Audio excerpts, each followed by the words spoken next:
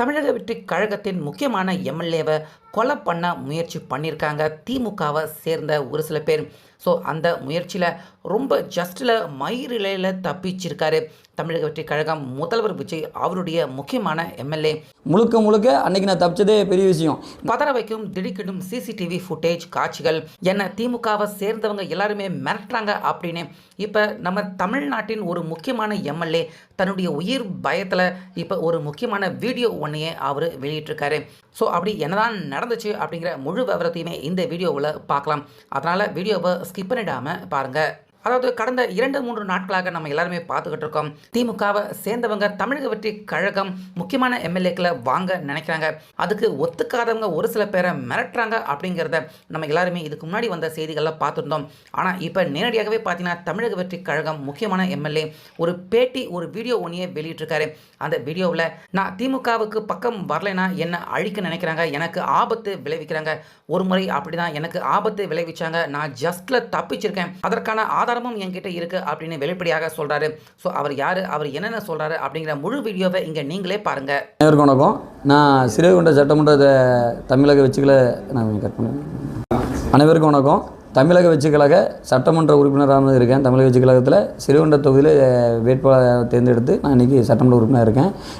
தளபதி விஜய் அவர்கள் தொடர்ந்து எங்களுக்கு சொன்ன ஒரே விஷயம், மக்களுக்கு போய் சேவை செய்யுங்க, ஒவ்வொரு பகுதியிலையும் ஆய்வு பண்ணுங்கள், அங்கே உள்ள விவரங்களை மக்களோட குரலாக நீங்கள் இருக்கணும். ஏன்னா ஒரு சட்டமன்ற உறுப்பினர்னா என்ன, மக்களை பேச முடியும். இன்றைக்கி வந்து ஏழ்மணியில் இருக்காங்க, கிட்டத்தட்ட என் தொகுதியிலாம் 50,000 குடும்பம் இருக்குன்னா அதில் 40,000 குடும்பம் வறுமையில் தான் இருக்குது. அப்போ இந்த 40,000 குடும்பம் மட்டும் இல்லை, அந்த 50,000 குடும்பத்துக்கு ஒரு குரலாக, அதாவது தவறு நடக்கும்போது அதை ஒரு கேட்குற குரலை என்னை வந்து சட்டமன்ற உறுப்பினர் என்னை வந்து கொடுத்துருக்காங்க. அந்த பணிகளை நான் தொடர்ந்து செய்கிறனால இதில் தாழ்ப்புணர்ச்சி, ஏன்னா தொடர்ந்து என் மேலே ஒரு அரசியல் தாழ்ப்புணர்ச்சியில் நீங்கள் பார்த்துருப்பீங்க. அதிகமாக தூத்துக்குடியிலே அதிகமாக விமர்சனத்துக்கு உள்ளாக்கப்பட்டது நான் தான். திரும்ப உண்மைக்கு முறகா, ஏன்னா இன்றைக்கி 7.5 கோடி மக்கள் இருக்காங்க.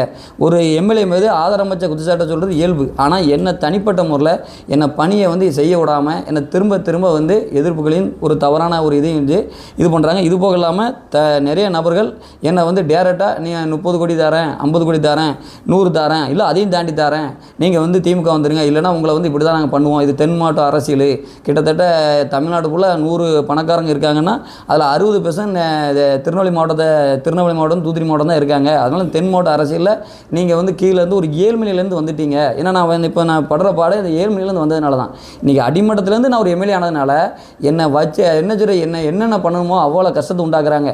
அதாவது ஒரு நபர் மேலே ஒரு குற்றச்சாட்டு வைக்கணும்னா முறையான ஆவணம் வேணும். ஏன்னா அதை செஞ்சேன்னு சொல்கிறாங்க, இதை செஞ்சேன்னு சொல்கிறாங்க. இன்றைக்கும் என்னோட தனிப்பட்ட முயற்சியில் நான் வந்து இன்றைக்கி ஒரு 12 வருஷமாக நான் ஒரு சமூகலோட என்னோடய ஆக்டிவிட்டியை தான் நான் தொடர்ந்து மக்களுக்காக பணி செய்கிறேன். இன்றைக்கும் 250 பேருக்கு இல்லம் தேடி உணவு கொடுத்துட்ருக்கேன். இந்த தூத்துக்குடி மாவட்டத்தில் இல்லம் தேடி உணவு யாரும் கொடுக்கல, நான் கொடுத்துட்ருக்கேன். தேடி வாசலில் போய் கொடுத்துட்ருக்கேன்.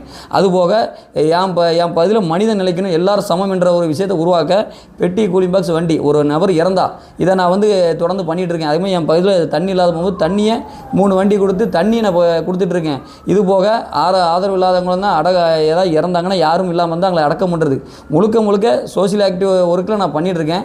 என்னோட முயற்சி நான் இங்கே வந்து நான் அரசியலில் ஒரு வளர்ச்சி அடைஞ்சிடக்கூடாது என்ற ஒரு கண்ணோட்டத்தில் இங்கே இருக்க திமுகவை சேர்ந்த ஏடிஎம்கே சேர்ந்த இதுக்கு முன்னாள் அமைச்சர்கள்லாம் எல்லாம் சேர்ந்துக்கிட்டு என்னை வந்து ஒன்று டிமாண்டுக்குள்ளே வா, ஒன்று எங்கிட்ட பணம் வாங்கிட்டு எங்கள் கட்சிக்குள்ளே வா, இல்லைனா உன்னை வந்து டார்கெட் பண்ணி தேவையில்லாமல் நாங்களே எல்லாம் அதாவது மொத்தமாக சேர்ந்து அழிப்போம். ஏன்னா அதான் நடந்துகிட்ருக்கு. நீங்கள் இப்போ என்னை வந்து சோசியல் மீடியா நீங்கள் பார்த்தா தெரியும், முழுக்க குறிப்பிட்ட நபருக்கு மட்டும் திரும்ப என்னை பற்றி தவறான விஷயங்களை சொல்கிறாங்க.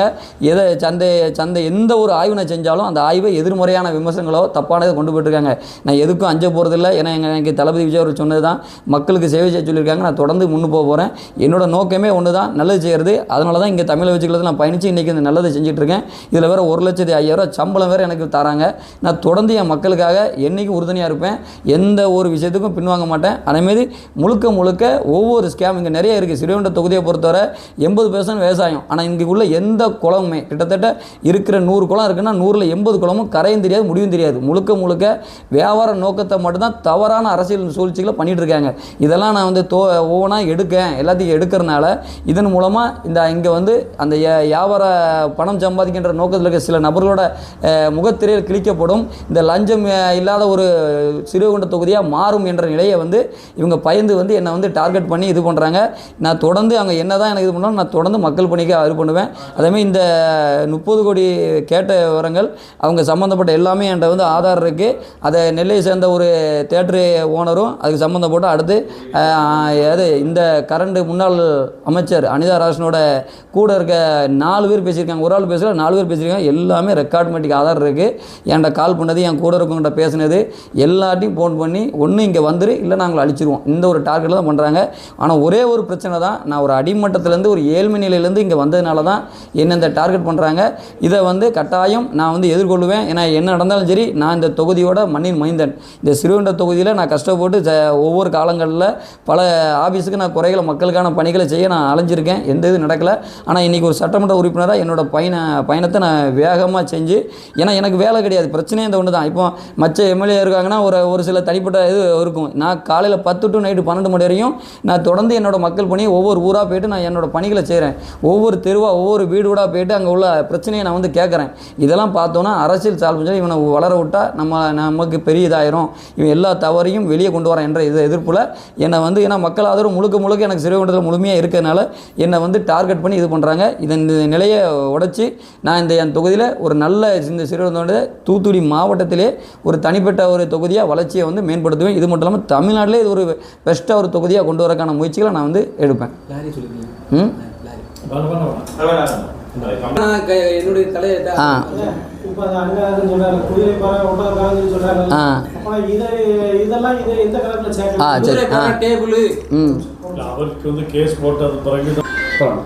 அதேமாரி அனிதா ராஜன் அவர்லாம் இன்றைக்கி ஒரு இதில் பேசியிருந்தாங்க, குதிரை பேருன்னு. அப்போ நீங்கள் செய்ததெல்லாம் என்ன பேரும்?